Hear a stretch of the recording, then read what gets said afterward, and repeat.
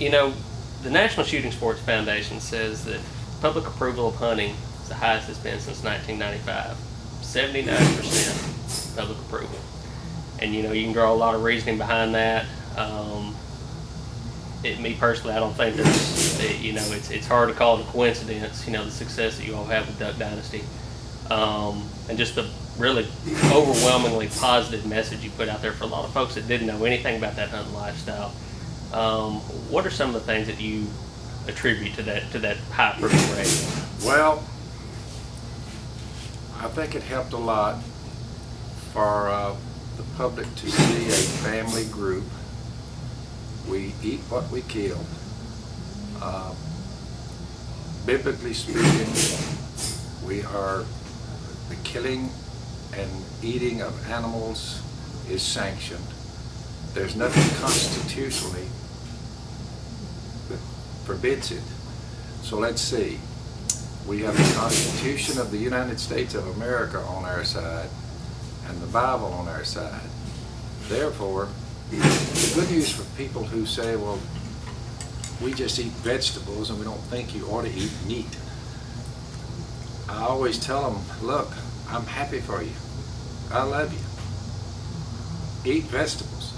I said, but you need to remember there's an old Indian word for vegetarian. And when translated into English, it means bad hunter. If you can't kill any meat, you're reduced to roots, Brussels sprouts, and first one thing another. Therefore, ducks are a food source. The only known reason for a duck's existence is to feed animals, other animals. The avians, hawks eat them, eagles eat them, owls eat them. Then you have the bobcat and the fox. The skunk loves their eggs. The coons gets their eggs. You say ducks, they're more like a shiner out in the ocean. Bigger fish eat shiners. You say they are one of the greatest food supplies, but that's all they do. I am convinced that God made them and sends all these millions of birds on a long journey, and they're feeding in the wintertime when food is more scarce. They're feeding more animals, and man comes along, top of the food chain, you're like, and mankind also harvests them and eats them. So that's what they're there for. A duck is to be killed and eaten. That's what he's there for. By the way, ducks are the #1 consumed bird on the earth. Not turkeys, not chickens. You'd think chickens. Ducks, way more ducks are consumed than any other bird.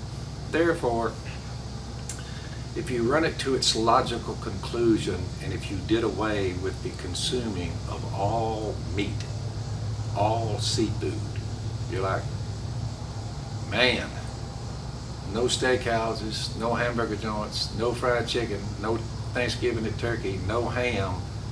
You start going down that road and you say, it's not sound thinking to say, let's just take that out of humanity's food source. You want to talk about a starvation and an economic downturn. Oh my goodness, it would be catastrophic. Therefore, I love them, but they're just misguided. Misguided. I'm happy if a person wants to eat vegetables, it doesn't bother me at all. Mm-hmm. If there's nothing wrong constitutionally or biblically about eating meat, I love you, lady, but I'm not getting your logic.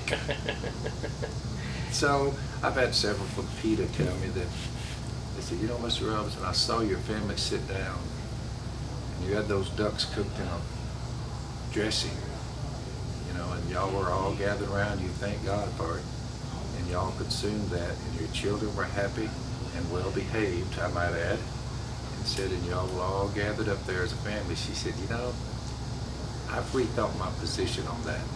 I just really didn't see anything wrong with that. I said, well, we don't either. We don't see anything wrong with it. Hey, we love you. Good luck to you.